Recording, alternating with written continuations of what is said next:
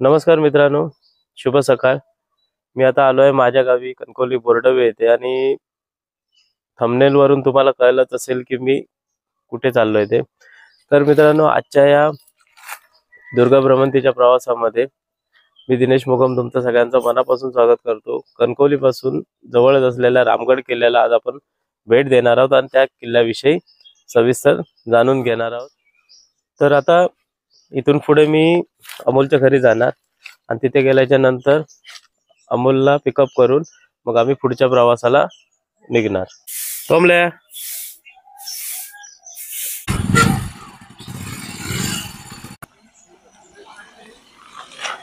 तर आता मी आहे रामगडच्या बाजारपेठेमध्ये आणि इथे समोर आपल्याला किल्ले रामगडकडे जाण्याच्या रस्त्याचं दिलेलं आहे। आणि इथून जे आता समोर जे तुम्ही पायवाट बघताय ते ह्या पायवाटेने आता आपण किल्ल्याच्या दिशेने जाणार।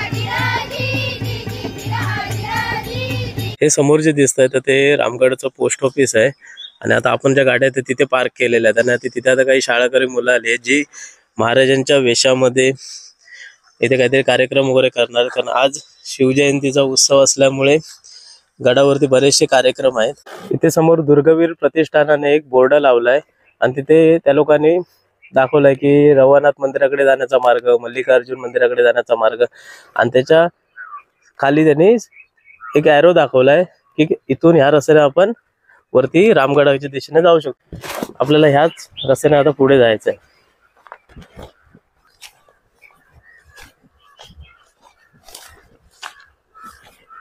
आपण येतेवेळी तिथून आलो, तिथे आपल्या ज्या गाड्या आहेत त्या आपण आता तिथे पार्क केल्या। तिथून पुढे आल्याच्या नंतर हे पोस्ट ऑफिस आणि इथून नंतर आपण चढाव करत थोडा दम लागला तर ह्या वाटेने आपण वरती आलो। ही पाण्याची टाकी आहे आणि ह्या टाकीच्या समोर हा दिसतो किल्ल्याचा बुरुज। मित्रांनो, हा बघा आपला बुरुजावरती डौलाने फडकणारा भगवा। तर मित्रहो, मी आता ज्या ठिकाणी उभा आहे ते ठिकाण आहे रामगड किल्ल्याचं प्रवेशद्वार आणि इथे जर समोर तुम्ही बघितलं तर किल्ले रामगड, इथे त्या लोकांनी एक सूचना फलक लावलाय की गडावर आल्याच्या नंतर आपण कोणत्या गोष्टीची काळजी घेतली पाहिजे।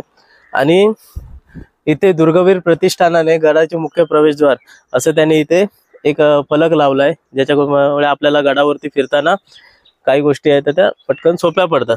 आपण जेव्हा आलो त्यावेळी त्या मार्गाने आलो आणि साधारण 5-1 मिनिटाचा ट्रेक आहे। पण इथे आल्याच्या नंतर महत्त्वाची एक गोष्ट अशी की हे जे प्रवेशद्वार आहे ते आपल्याला लगेच दिसत नाही। हा किल्ल्याचा बुरुज आहे आणि हा दुसरा बुरुज। गडाच्या प्रवेशद्वाराने जेव्हा आतमध्ये आपण प्रवेश करतो त्यावेळी तर तुम्ही बघाल तर ही जागा आहे ना, ही साधारण रुंद आहे, पण जसं जसं आतमध्ये आपण येतो तसा हा आकार निमुळता होत जातो। आणि गडाचं जे प्रवेशद्वार आहे ते गोमुख पद्धतीमध्ये बांधण्यात आलेलं आहे। म्हणजे बाहेरून जर आपण पटकन बघितलं तर आपल्याला फक्त तटबंदी दिसून येते, पण प्रवेशद्वार कुठे पटकन लक्षामध्ये येत नाही। आणि हीच महाराजांच्या किल्ल्यांची खासियत आहे की गोमुखी आकारामध्ये बांधलेले प्रवेशद्वार। आता इथे आल्याच्या नंतर हे जे तुम्ही बघताय हे किल्ल्याचं प्रवेशद्वार आहे आणि ह्या प्रवेशद्वारावर एक जो दगड आहे तुम्ही वर बघाल तर हा दगड आहे ना थोडासा खाली आहे।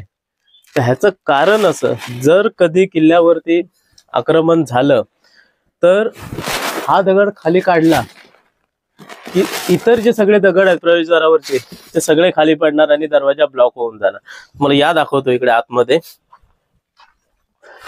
हे बघा हे जे सगळे दगड तुम्ही बघितले तर ह्या दगडांच्या मध्ये काही असं म्हणजे जसे बांधकामामध्ये चुना वगैरे वापरतात तो वापरण्यात आलेला नाही। बघा हे पूर्ण आहेत ना फक्त एकावर एक दगड ठेवलेले आहे। ज्यावेळी हा दगड खाली काढणार त्यावेळी हे सगळे जे दगड आहेत ते सगळे दगड एकदम घसरून खाली पडणार आणि हा दरवाजा ब्लॉक होऊन जाणार।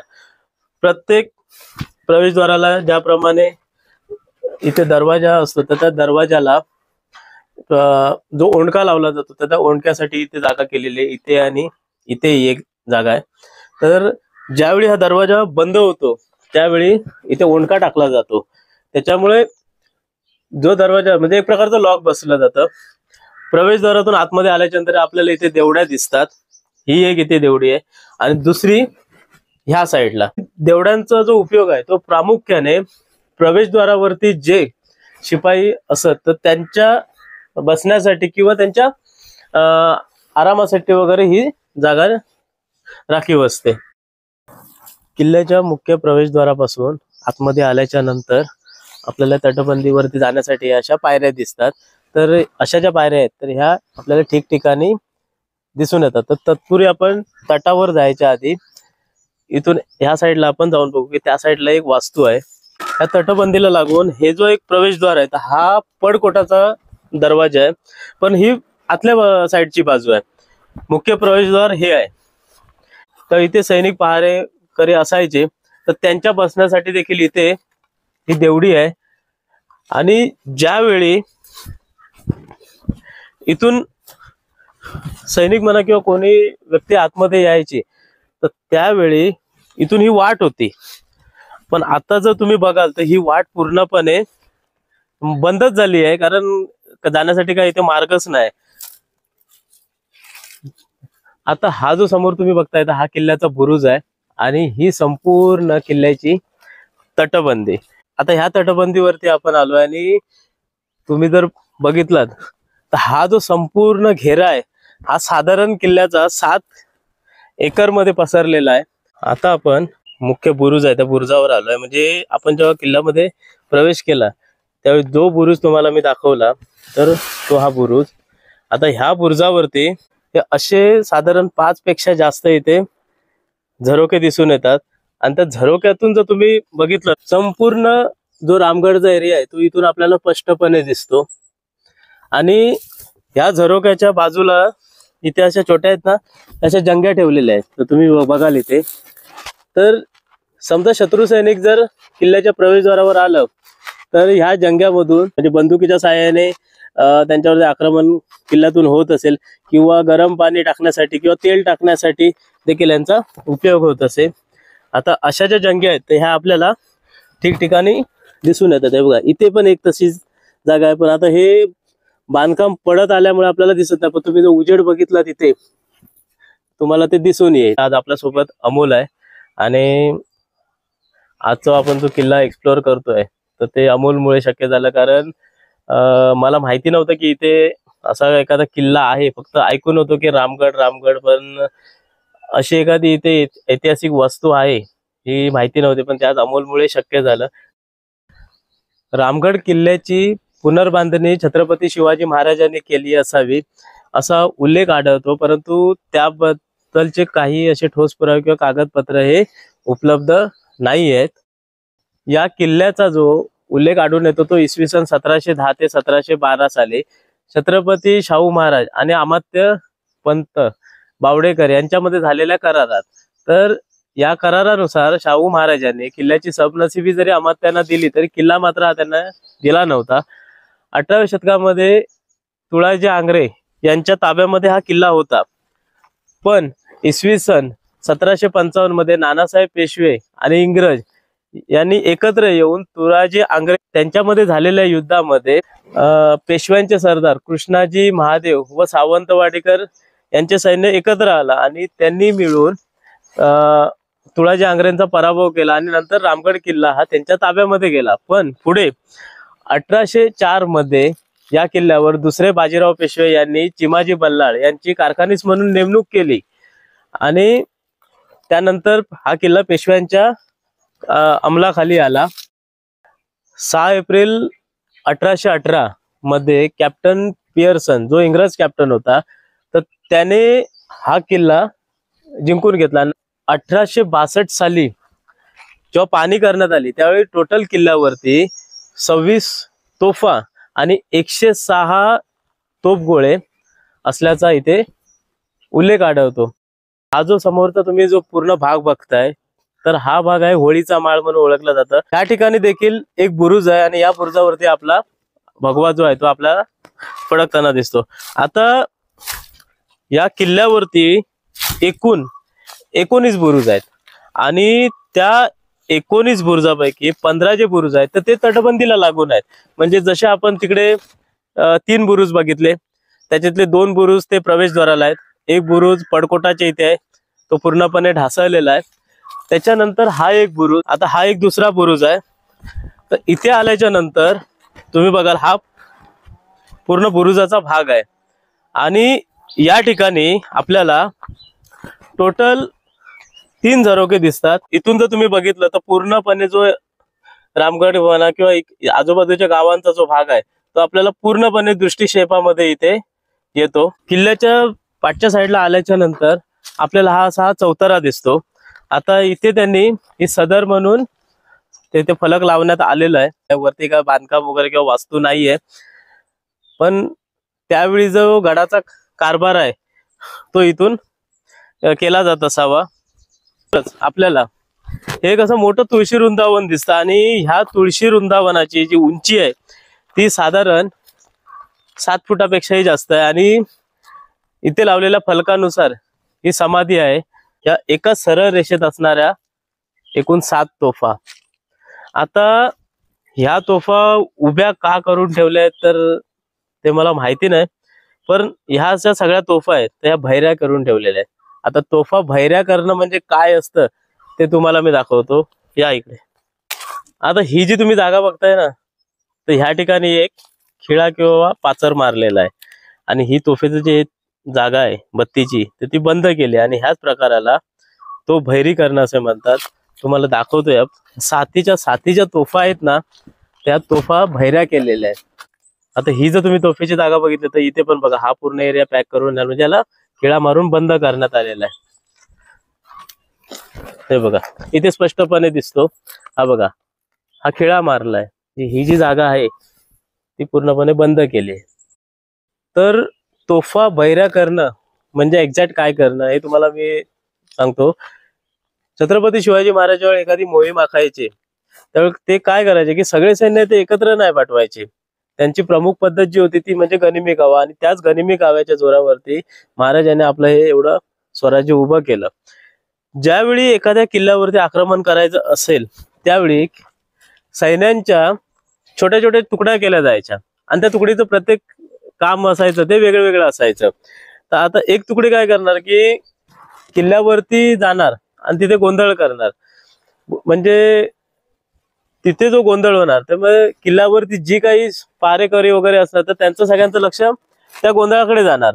दुसरी जी तुकडी आहे ती या तोफांच्या इथे येणार आणि तिचं प्रमुख काम काय असणार तर ह्या तोफांना इथे येऊन हा खिळा मारायचा किंवा पाचर मारायचा आणि किल्ल्याचं आणि या तोफांचं जे बत्तीची जागा आहे ती बंद करून टाकायची। आता त्यामुळे होतं काय तर ही जी आता तोफ तुम्ही बघितली तर ही आता अखंड तोफ आहे, पण हा तोफेचा पाठची बाजू म्हणजे हा पाठचा भाग आहे आणि इकडे तोफेचं तोंड आहे.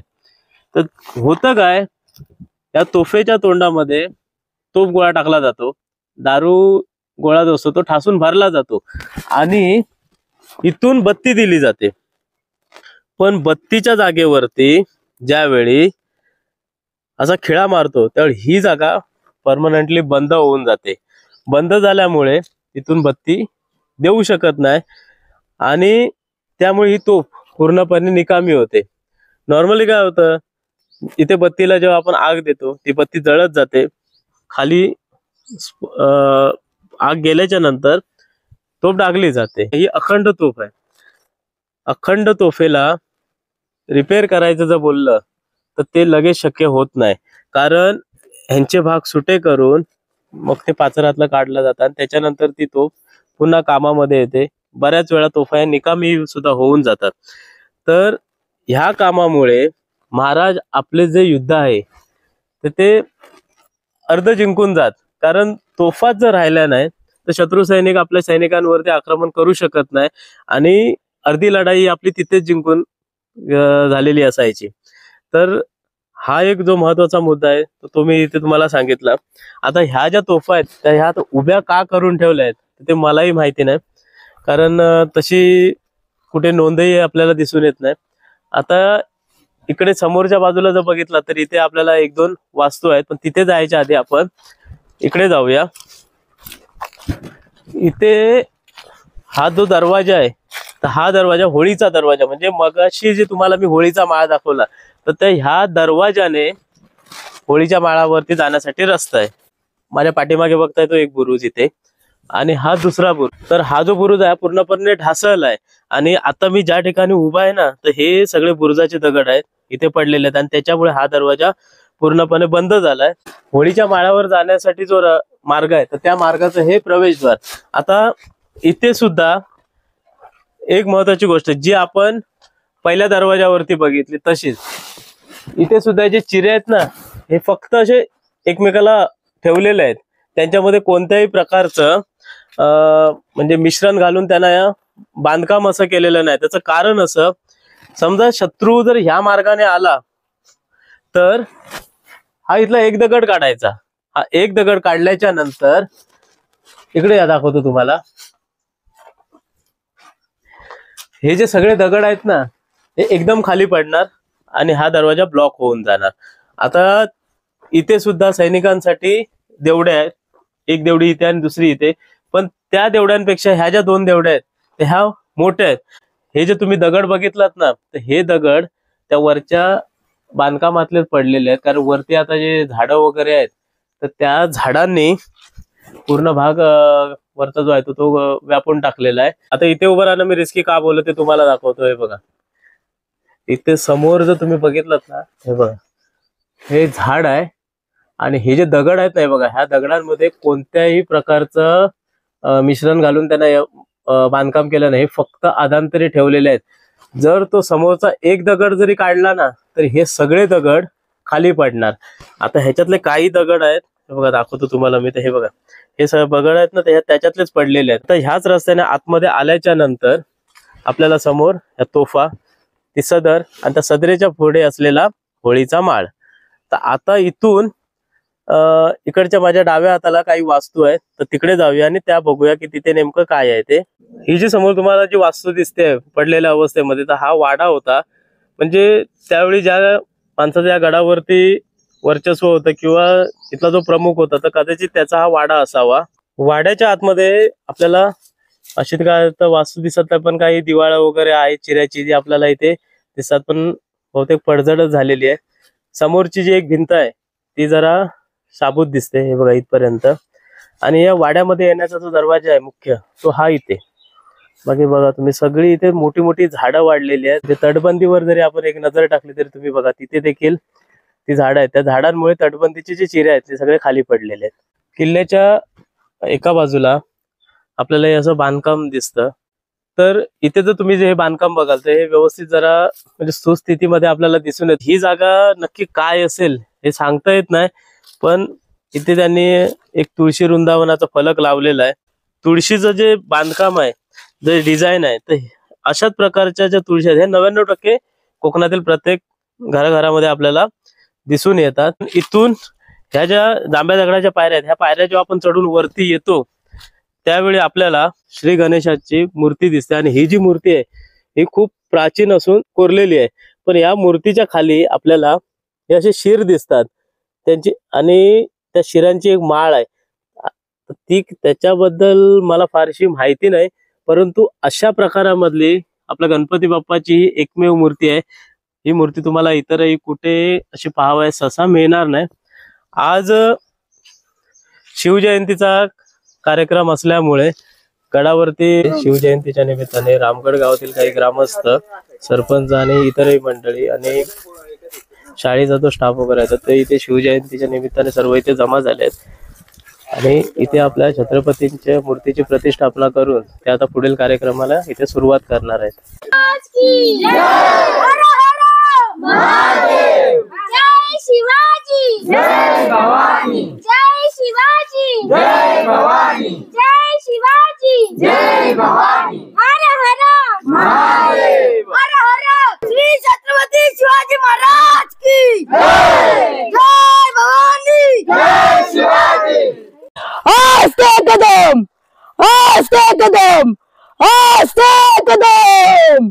महाराज गणपती, गजेश्वरपती, भूपती, प्रजापती, अष्टवधान वेष्टित, न्यायालंकार मंडित, शस्त्र शस्त्र पारांगत, अष्टवधान वेष्टित, न्यायालंकार मंडित, प्रौढ प्रताप पुरंदर, क्षत्रिय कुलावतांस, राजाधिराज, श्रीमंत, श्री श्री श्री छत्रपती शिवाजी महाराज की, छत्रपती शिवाजी महाराज की जय भवानी, जय भवानी. जगदंब जगदंब जगदंब हे शब्द ऐकल्यावर आपल्या डोळ्यांसमोर राहते ती म्हणजे करारी बाणेदार अशी शिवमूर्ती म्हणजे छत्रपती शिवाजी महाराज. छत्रपती शिवाजी महाराज म्हणजे कोण? छत्तीसत्तींचे बळ असणारे, तर त्रस्त मुघलांना करणारे, परत न फिरणारे, तिन्ही जगात जाणारे, शिस्त प्रिय वा वाणीचे तेज, जिजाऊंचे पुत्र, महाराष्ट्राची शान, हार न मानणारे, राज्याचे हितचिंतक, जनतेचा राजा म्हणजे छत्रपती शिवाजी महाराज. असा आहे रयतेच्या राजास माझा मानाचा मुजरा, मानाचा मुजरा, मानाचा मुजरा. स्वतःच्या मनगटावर विश्वास असणाऱ्या, दुसऱ्याच्या सामर्थ्याची भीती कधीच वाटत नाही आणि सामर्थ्याला अडवण्याचं नियती सुद्धा करत नाही. विजेसारखी तलवार चालून गेला, आपल्या निंद्रा छातीने हिंदुस्थान हलून गेला. वाघ नकाने अफजल खानाचा कोथळा फाडून गेला, मुठभर बाळांना घेऊन हजार शैतानांना लढून गेला. स्वर्गात गेल्यावर देवानी त्याला चुकून मुद्रा केला, असा माझा मर्द मराठा शिवबावून गेला, शिवबावून गेला, शिवबावून गेला. ओम बोलल्याने शांती मिळते, साई बोलल्याने शक्ती मिळते, राम बोलल्याने पाप मुक्ती मिळते आणि जय शिवराय बोलल्याने 100 वाघांची ताकद मिळते. एक होते शिवाजी, त्यांना भीती नव्हती जगाची, चिंता नव्हती परिणामाची, कारण त्यांना साथ होती भवानी मातेची आणि जिजाऊंची. म्हणूनच म्हणतात जय भवानी जय शिवाजी. लाट आली भगव्याची, मूर्त मिरवली स्वराज्याची, म्हणूनच म्हणतात जय भवानी जय शिवाजी. सागराचं पाणी कधी आटणार नाही, माऊलीची माया कधी तुटणार नाही. सागराचं पाणी कधी आटणार नाही, माऊलीची माया कधी तुटणार नाही. हा एक जन्म का हजार जन्म झाले तरी नाथ शिवरायांचा कधी सुटणार नाही, नाथ शिवरायांचा कधी सुटणार नाही. ना चिंता ना भीती ज्यांच्या मनामध्ये राजे शिवछत्रपती, ना चिंता ना भीती ज्यांच्या मनामध्ये राजे शिवछत्रपती. या भगव्या रक्ताची धमक बघ, स्वाभिमानाची आग आहे, घाबरतोस कुणाला वेड्या, तू तर शिवबांचा वाघ आहेस, तू तर शिवबांचा वाघ आहे. महाराष्ट्र माझा होता अंधारात, औरंगजेब रूपी अजगराच्या विक्यात, अडकली होती भवानी माता माझी या साखरदंडाच्या वेड्यात. तेव्हा घेतला का प्रकाशाने जन्म, शिवनेरी झाला धन्य. तोफ आणि भवानी तलवार, घातला स्वराज्याच्या पायात, छातीवर सोसून वार. होता तो सिंहाचा छावा, खेळून गणी मिकावा. बाजूनी दुदुंबी रणांगणात, खेचून आणला त्यांना विजय आपल्या अंगणात. जिंकून घेतला आकाश, जिंकून घेतला दुर्ग, त्याने जिंकून घेतला आकाश, जिंकून घेतला दुर्ग. विशाल सागरालाही पायमान घातले, बांधुनी सिंधुदुर्ग, बांधुनी सिंधुदुर्ग. नजर त्याची गरुडा परी, पडली सिद्धीच्या जंजिरावरी. नजर त्याची गरुडा पडी, पडली सिद्धीच्या जंजिरावरी. केली त्यांनी 9व्या स्वारी, तरी पडला अपयशी पदरी. असेल का दुःख या परी, म्हणून तो थांबला नाही, तो थकला नाही, तो पेटून उठला तो मर्द मराठा. थेट मुघलांना दिले त्यांनी आव्हान, डच पोर्तुगीजांना अंगावर घेतले ब्रिटिशांना. शेवटी मराठ्यांचा राजा तो पुरून उरला सगळ्यांना. बसून त्यांनी दक्कनच्या भूमीत उडविले दिल्लीचे तख्त, उडविली दाणादाण औरंगजेबाची, नाव देतं छत्रपती शिवाजी. बोला श्रीमंत छत्रपती शिवाजी महाराज की जय. छत्रपती शिवाजी महाराज की. आज या रामगड किल्ल्यावरती आपल्या छत्रपती महाराजांचा, छोट्या मावळ्याने महाराजांचा इतिहास अत्यंत छोट्या की माझ्या आता अंगावरती काटा उभा राहिला की त्याने अतिशय खंबीर आवाजामध्ये महाराजांचा इतिहास आपल्या समोर मांडला.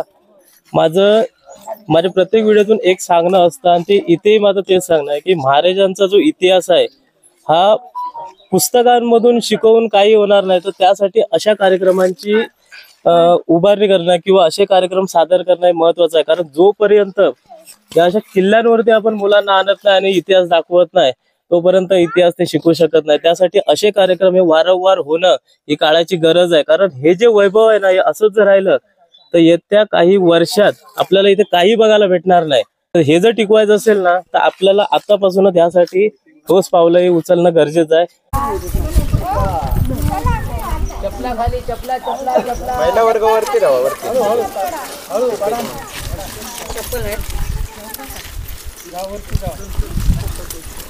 आज शिवजयंतीच्या निमित्ताने रामगड किल्ल्यावरती कार्यक्रम आयोजित करण्यात आलेला होता आणि त्या कार्यक्रमामध्ये बऱ्याचशा गोष्टी झाल्या, त्या काय आपल्याला कव्हर करता आल्या नाही. पण आता त्या गावचे जे सरपंच आहेत तर त्यांच्याशी आपण बोलतोय, तर त्यांना आपण विचारून घेऊ की हा जो तुम्ही कार्यक्रम करता तो म्हणजे त्याची रूपरेषा वगैरे कशी असते, म्हणजे कधीपासून करताय, काय करता, जरा त्याबद्दल सांगितलं तर बरं होईल. आता आपण रामगड किल्ला हा ऐतिहासिक म्हणजे असं म्हटलं जातं की शिवरायांच्या पदस्पर्शाने पावन झालेला आपले रामगड गाव आहे. तर इथे अनेक वर्षापासून आपण काही छोट्या प्रमाणात मोठ्या प्रमाणात अशा प्रकारे शिवजयंती दरवर्षी आपण करतोय. तर यावर्षी आपण ग्रामपंचायत रामगड व इकडचं स्थानिक बाजारपेठ मित्रमंडळ रामगड यांच्या संयुक्त विद्यमाने आपण आज शिवजयंती तारीखप्रमाणे 19 फेब्रुवारी आपण साजरी करतो आहोत. त्याच्यामध्ये आपण काय केलं आहे की त्याच्यामध्ये प्रगत विद्या मंदिर रामगड आपली स्थानिक जी शाळा आहे, केंद्र शाळा रामगड नंबर 1 बेने शाळा आहे, यांनी शोभायात्रेमध्ये आपल्या सहभाग केला होता. आपण गांगेश्वर मंदिर ते रामगड किल्ला अशी शोभायात्रा काढली. त्याच्यामध्ये आडवली नंबर 1 च्या मुलांनी लेझिमचं नृत्य सादर केलं. त्याचप्रमाणे प्रगत विद्या मंदिर रामगडच्या मुलांनी पोवाडा सादर केला. तसेच केंद्र शाळा रामगडच्या मुलांनी पोवाडा सादर केला. आणि त्यानंतर आपण मिरवणूक इथपर्यंत आली, किल्ल्याच्या पायथ्याशी आली आणि तिथून आपण मग मूर्तीची प्रतिष्ठापना आपण गणपती मंदिर जिथे आहे तिथे आपण केलेली आहे. आणि आज आपण संध्याकाळी 7 वाजता आपण दीपोत्सव करणार आहोत. आणि त्यानंतर रात्री आपण इतिहासकालीन एक चित्रपट आपण पडद्यावर दाखवणार आहोत. तर हा जो कार्यक्रम हा साधारण कधीपासून चालत आला आहे की म्हणजे ही जी आता जनजागृती जी केली जाते महाराजांबद्दल तर ही साधारण कधीपासून चालू आहे? आपण आता दुर्गवीर प्रतिष्ठान आडवली यांच्या मार्फत बऱ्यापैकी आता स्वच्छता केली जाते. त्यामुळे अनेक पर्यटकांना आज हा रामगड किल्ला दृष्टीस पडत आहे. किल्ला आपल्या आचरा रोडवरून जरी आपण बघितलं तरी हा किल्ला आपल्या दृष्टीस पडतो. आणि त्यामुळे पर्यटकांचा ओघ वाढू लागलेला आहे. स्थानिकांमध्ये जनजागृती हळूहळू व्हायला लागली की इतिहासकालीन ही वास्तू असल्यामुळे तिचं जतन झालं पाहिजे, कुठेतरी स्वच्छता इथे बाळगली पाहिजे. या दृष्टीने आता स्थानिकही लोक शिवजयंतीच्या मार्गाने आपण शिवरायांचा जो इतिहास आहे तो लोकांपर्यंत किंवा छोट्या छोट्या मुलांपर्यंत पोहोचवण्यासाठी आता शिवजयंतीच्या माध्यमातून किंवा हे इतिहासातील दुर्गवीर प्रतिष्ठानमार्फत आपण बघतोय ठिकठिकाणी आपण बोर्ड लावलेत, जेणेकरून इथे नक्की काय वास्तू होती या प्रकारचं नॉलेज विद्यार्थ्यांना जर मिळालं तर प्रॅक्टिकल नॉलेज म्हणजे पुस्तकात वाचलेले शिवाजी आणि ॲक्च्युली त्यांच्या काळात असलेलं ते त्यांचं जे जीवन आहे ते आपण आज किल्ल्यावर अनुभवू शकतो. तर आज इथे आपल्याला रामगड गावचे जे सरपंच आहेत त्यांनी खूप चांगली माहिती दिली आणि त्यांनी जे काम हाती घेतलं आहे ते खरंच खूप अभिमानाचं आहे.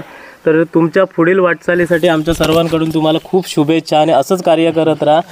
आणि मला या निमित्तानं बोलावं असं वाटतं की हे श्रेय एकट्या सरपंचाचं नाही आहे. इथे आपल्या बाजारपेठ मित्रमंडळ रामगड आहे, दुर्गवीर प्रतिष्ठान आहे, त्यामुळे त्याचप्रमाणे गावातील स्थानिक ग्रामस्थ आहेत ज्यांना कळकळीने वाटतं की किल्ल्यावर आज स्वच्छता राखली पाहिजे, हा इतिहास जतन झाला पाहिजे. ते सातत्याने प्रयत्न करत असतात. इथले काही स्थानिक यूट्यूबर पण आहेत, त्यांच्या माध्यमातून पण आपण इथले कार्यक्रम आहेत ते आपण लोकांना लोकांपर्यंत पोहोचवत असतो, जेणेकरून इकडचा जो रामगड गावाचा जो ऐतिहासिक ठेवा आहे तो जतन झाला पाहिजे. तुम्ही या ठिकाणी आलात त्याबद्दल आम्हाला खूप मनापासून तुमचे आभार व्यक्त करतो. आणि या कार्यक्रमात तुम्ही आम्हाला सहभागी करून घेतलं, या जागेविषयी खूप चांगली माहिती दिली, तर त्याबद्दल तुमचं पुन्हा एकदा धन्यवाद. Okay, thank you. छान.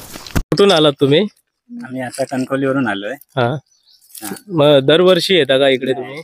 आम्ही फर्स्ट टाइम आलो इथे. हा. पहिलं कसं मुंबईला होतो, आता जस्ट इथे ट्रान्सफर झालाय त्याच्यामुळे इथे आहे. त्याच्यामुळे फर्स्ट टाइमच आम्ही आलोय. मुलगा, हा. बायको आणि मुली.